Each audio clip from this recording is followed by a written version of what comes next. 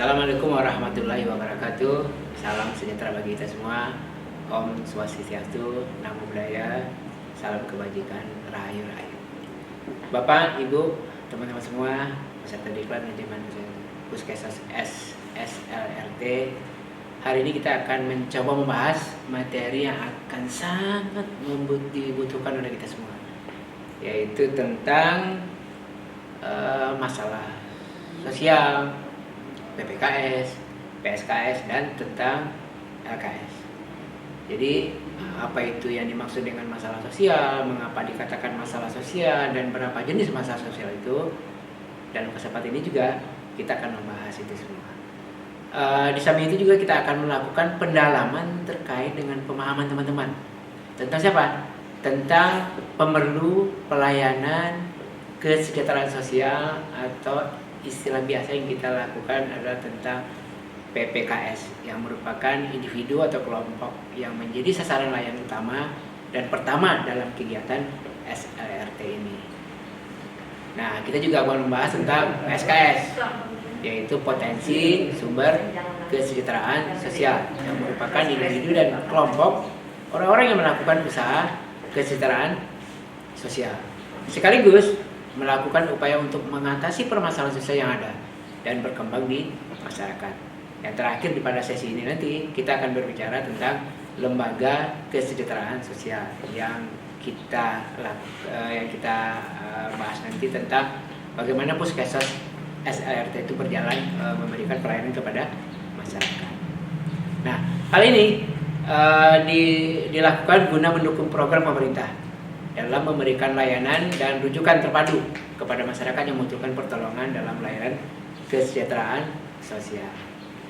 Bapak Ibu sekalian yang berbahagia, apakah di antara Bapak Ibu ada yang sudah pernah mendengar istilah-istilah ini?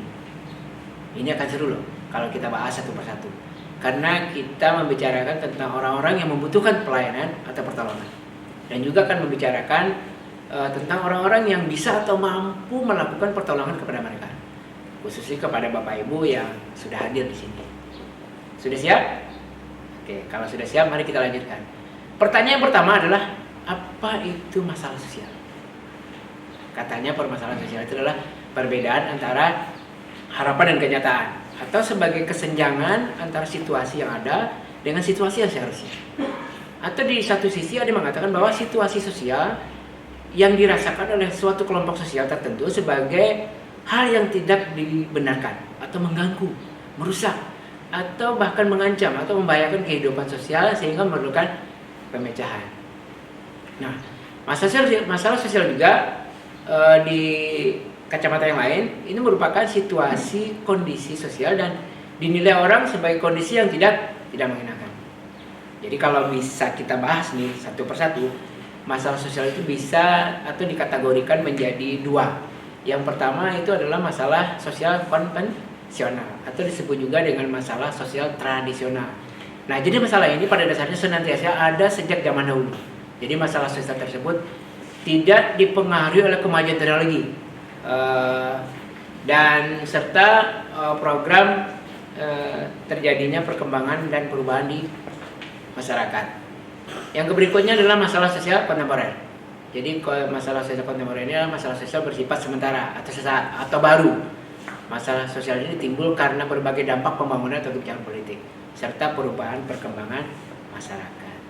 Nah, kalau boleh disimpulkan, masalah sosial adalah perbedaan antara harapan dan kenyataan, atau sebagai kesenjangan antara situasi yang ada dengan situasi yang seharusnya, yang merupakan suatu kondisi yang dirasakan oleh banyak orang.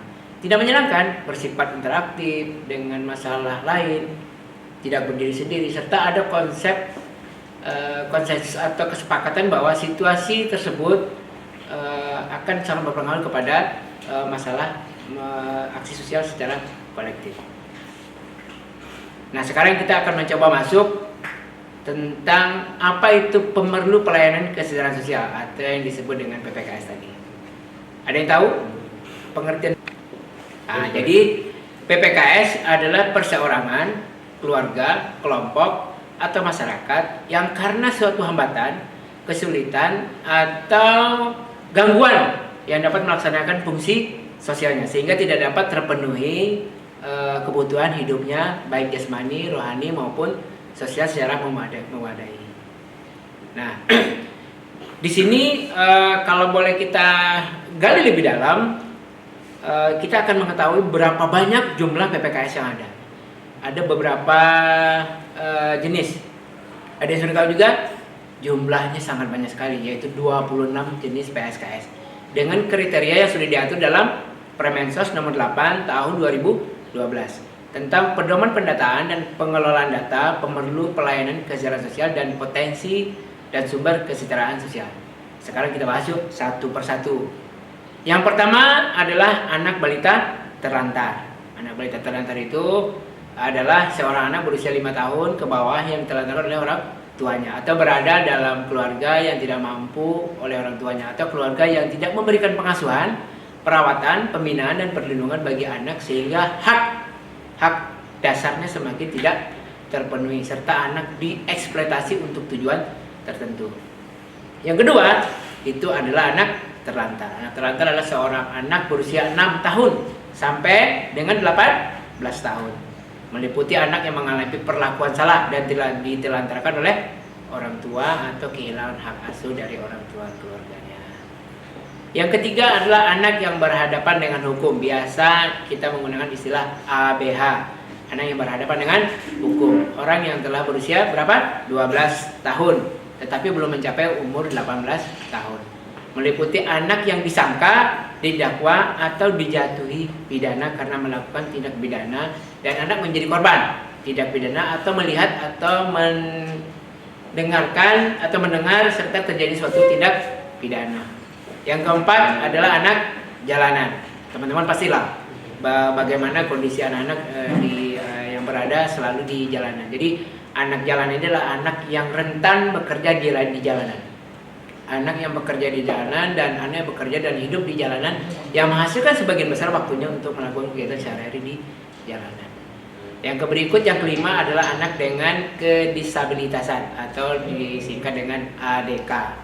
Jadi seseorang yang belum berusia 18 tahun yang mempunyai kelainan fisik atau mental yang dapat mengganggu atau merupakan rintangan dan hambatan bagi dirinya untuk melakukan fungsi-fungsi jasmani, rohani maupun sosial secara layak. Yang berikutnya yang keenam adalah anak yang menjadi korban tindak kekerasan atau diperlakukan salah. Anak yang menjadi korban tindak kekerasan dan diperlakukan salah ini adalah anak yang terancam secara fisik dan non fisik karena tindak kekerasan, diperlakukan salah atau tidak semestinya dalam lingkungan keluarga atau lingkungan sosial terdekatnya sehingga terpenuhi kebutuhan dasarnya dengan wajar baik secara jasmani, rohani maupun sosial. Yang ketujuh adalah anak yang memerlukan perlindungan khusus. Nah sekarang siapa saja anak yang mendapatkan perlindungan khusus ini? Anak yang memerlukan khusus adalah anak yang berusia 6 tahun sampai 18 tahun. Dalam situasi darurat dari kelompok minoritas dan terisolasi, dieksploitasi secara ekonomi atau seksual, diperdagangkan menjadi korban penyalahgunaan narkotika, alkohol, psikotropika dan zat adiktif lain, serta korban penculikan, penjualan, perdagangan, korban kekerasan baik fisik maupun mental. Yang kedelapan, lanjut usia terlantar. Jadi lanjut usia terlantar ini adalah seseorang yang berusia 60 tahun atau lebih karena fakta-fakta tertentu tidak dapat memenuhi kebutuhan dasarnya. Yang kesembilan, kita berbicara tentang penyandang disabilitas. Jadi penyandang disabilitas ini adalah mereka yang memiliki keterbatasan fisik, mental, intelektual atau sensorik dalam jangka waktu yang lama. Yang ke-10 tentang tunasusila. Siapa itu tunasusila? Seseorang yang melakukan hubungan seksual dengan sesama atau lawan jenis secara berulang-ulang bergantian di luar perkawinan. Sementara yang ke-11 adalah gelandangan, yang ke-12 pengemis, yang ke-13 tentang pemulung, dan ke-14 adalah kelompok minoritas. Kelompok minoritas ini adalah kelompok yang mengalami gangguan keberfungsian sosialnya akibat diskriminasi dan marginalisasi yang diterimanya sehingga karena keterbatasannya menyebabkan dirinya rentan mengalami masalah sosial. Seperti apa? Seperti gay, waria, lesbian, dan lain-lain. Yang ke-15 adalah bekas warga binaan lembaga pemasyarakatan. Jadi ini di sini adalah seseorang yang telah selesai menjalani masa pidananya sesuai dengan keputusan pengadilan dan mengalami hambatan untuk menyesuaikan diri kembali dalam kehidupan masyarakat. Yang ke-16 adalah orang dengan HIV AIDS atau ODA. Yang ke-17 korban penyalahgunaan nafsa. Korban penyalahgunaan nafsa ini adalah seseorang yang menggunakan narkotika, psikotropika dan zat adiktif lainnya. Yang ke-18 PPKS kita adalah tentang korban trafficking. Jadi adalah seseorang yang mengalami penderitaan psikis, mental, fisik, seksual, ekonomi, dan sosial akibat tindak pidana pada perdagangan orang. Korban tindak kekerasan ini yang ke-19, yaitu korban tindak kekerasan adalah orang-orang atau baik individu, keluarga, kelompok maupun kelompok masyarakat ternyata mengalami tindak kekerasan baik sebagai akibat perlakuan salah, eksploitasi, diskriminasi dalam bentuk-bentuk kekerasan lainnya. Yang ke-20 apa? Ke-20 adalah pekerja migran bermasalah sosial. Jadi pekerja migran bermasalah sosial ini adalah pekerja migran internal dan lintas negara yang mengalami masalah sosial baik dalam bentuk tindak kekerasan, penelantaran, mengalami musibah, faktor alam dan faktor sosial. Bapak Ibu, sekarang kita menginjak kepada PPKS yang ke-21, yaitu korban bencana alam yang sering terjadi di masyarakat kita, apalagi di akhir-akhir belakangan nih. Ada tanah longsor, ada banjir, segala macam. Yang berikutnya adalah korban bencana sosial. Nah, korban bencana sosial ini adalah orang atau sekelompok orang yang menderita atau meninggal dunia akibat bencana yang diakibatkan oleh peristiwa atau keserangkaian peristiwa yang dibuat oleh manusia yang meliputi seperti apa? Konflik sosial, antar kelompok atau antar komunitas masyarakat. Yang ke-23 adalah perempuan rawan sosial ekonomi atau biasa dulu kita kenal dengan wanita rawan sosial ekonomi. Jadi seorang perempuan dewasa menikah, belum menikah atau janda dan tidak mempunyai penghasilan yang cukup dalam memenuhi kebutuhan sehari-hari. Yang ke-24 adalah tentang fakir miskin. Yang ke-25 adalah keluarga bermasalah sosial psikologis, dan yang ke-26 PPKS kita adalah tentang komunitas adat terpencil. Oke, Bapak Ibu sekalian, peserta manajemen Puskesmas SLRT, sekarang kita berbicara tentang PSKS. Tadi kita berbicara tentang PPKS, pemerlu pelayanan. Sekarang kita berbicara tentang potensi sumber. Jadi PSKS itu adalah perseorangan atau keluarga atau kelompok atau masyarakat yang dapat berperan serta untuk menjaga atau menciptakan atau mendukung memperkuat penyelenggaraan kesejahteraan sosial. Siapa-siapa saja yang bisa kita katakan sebagai PSKS? Di sini ada sebanyak 12 PSKS. Yang pertama itu adalah pekerja sosial profesional. Yang kedua adalah pekerja sosial masyarakat. Ini sering dan banyak ada berada di masyarakat kita. Yang ketiga adalah tagana atau taruna siaga bencana. Ini teman-teman kita yang selalu aktif pada saat terjadinya kebencanaan. Yang keempat adalah lembaga kesejahteraan sosial. Dan ini sebenarnya akan kita bahas di akhir dari PSKS ini. Di LKS itu adalah lembaga kesejahteraan sosial yang berada di masyarakat yang melaksanakan penyelenggaraan usaha kesejahteraan sosial yang dibentuk oleh masyarakat baik yang berbadan hukum maupun yang tidak berbadan hukum. Yang kelima Karang Taruna, yang keenam itu lembaga konsultasi kesejahteraan sosial atau biasa kita singkat dengan LK3. Yang ketujuh adalah keluarga pioner. Nah, ini keren nih. Keluarga pioner ini adalah keluarga yang mampu mengatasi masalahnya dengan cara-cara efektif dan bisa dijadikan panutan bagi keluarga yang lainnya. Yang kedelapan adalah wahana kesejahteraan sosial berbasis masyarakat atau WKSBM.